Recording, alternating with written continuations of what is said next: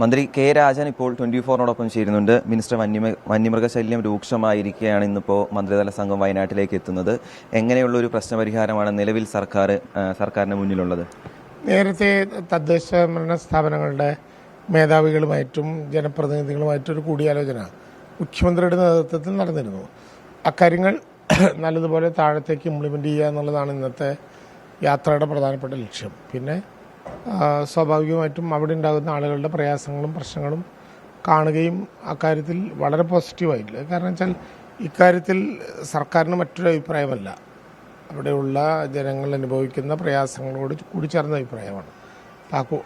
കാര്യത്തിൽ കൂട്ടിച്ചേർന്നൊരു അഭിപ്രായം കൂടി പറയാം. അതോടൊപ്പം ഈ മന്ത്രിമാർ ജില്ലയിലേക്ക് എത്താൻ വൈകിയുമെന്ന് പ്രതിപക്ഷം പറയുന്നു. അതോടൊപ്പം ഇന്ന് ജില്ലയിലെത്തുന്ന മന്ത്രിമാരെ തടയുമെന്ന് പ്രതിപക്ഷം UDFും BJPയും പറയുന്നുണ്ട്. അപ്പോൾ അതിനെ എങ്ങനെയാണ് നോക്കിക്കാണുന്നത്? തടയുമെങ്കിൽ തടയട്ടെ. ഞങ്ങൾ ആ വിഷയങ്ങൾ ബഹുമാനപ്പെട്ട നിയമസഭാംഗങ്ങളായിട്ടുള്ള സിദ്ദിഖും IC ബാലകൃഷ്ണൻ ഉൾപ്പെടെയുള്ളവരുടെ സാന്നിധ്യത്തിലാണ് ചർച്ച ചെയ്തത്.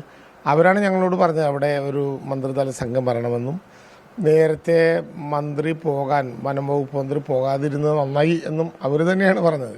അപ്പോൾ പിന്നെ ആലോചിക്കാം, നമുക്ക് തടയുന്നെങ്കിൽ ഞങ്ങൾക്ക് അങ്ങനെ പ്രയാസമുള്ളൊരു കാര്യമല്ല. ഇതെല്ലാം ജനപ്രതിനിധികൾ എന്നുള്ള നിലയിൽ നമ്മൾ പോസിറ്റീവായി എടുക്കേണ്ട കാര്യങ്ങളാണ്. ജനങ്ങളുടെ പ്രതികരണങ്ങളും ജനങ്ങളുടെ പ്രയാസങ്ങളും നമുക്ക് മനസ്സിലാവും. ഒറ്റ കാര്യം, ഈ കടുവാക്രമണം ഉണ്ടാകുന്ന ഡിസംബറിലാണ്. അപ്പോൾ ഇതുവരെയും മന്ത്രി AK ശശീന്ദ്രൻ ജില്ലയുടെ ചുമതലയുള്ള മന്ത്രി എത്തിയില്ല എന്ന് പറയുന്നത് ചെറിയ കാര്യങ്ങളിൽ അങ്ങനെ നോക്കേണ്ട കാര്യമില്ല. എന്തെങ്കിലും പ്രയാസങ്ങൾ അവരുടെ ബാക്കിയുണ്ടെങ്കിൽ അതെല്ലാം പരിഹരിക്കും. ഈ നഷ്ടപരിഹാരം നൽകുന്നതിലും ഉടൻ തീരുമാനം ഉണ്ടാവും. പിന്നെ ഉറപ്പായിട്ടും തീർച്ചയായിട്ടും ഈ വയനാട്ടിലെ സാഹചര്യവുമായി ബന്ധപ്പെട്ട് മന്ത്രി പ്രതികരിക്കുകയായിരുന്നു. എന്താണെങ്കിലും പ്രശ്നപരിഹാരം, ആളുകളുടെ ഇപ്പോൾ ഉള്ള പ്രശ്നങ്ങൾക്കെല്ലാം ഒരു പരിഹാരം ഇന്നത്തെ യോഗത്തിൽ ഉണ്ടാകുമെന്ന ഉറപ്പാണ് റവന്യൂ മന്ത്രി കെ രാജന്റെ ഭാഗത്തു നിന്നും ഉണ്ടായിരിക്കുന്നത്. ക്യാമറമാൻ പ്രവീൺ ധർമ്മശാലയ്ക്കൊപ്പം രാഹുൽ സുരേഷ്, 24 കോഴിക്കോട്.